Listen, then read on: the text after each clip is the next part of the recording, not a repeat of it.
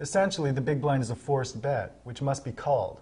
So the person who acted first pre-flop is the person to the left of the forced bettor.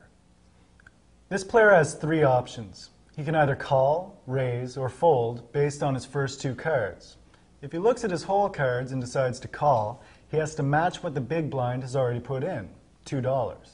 If he decides to raise, he can only raise by one increment of $2, thereby making it $4 for anyone else but the blinds to call, because the small and big blinds have already put a portion of their bet in, so they only have to add to their bet to get to the $4.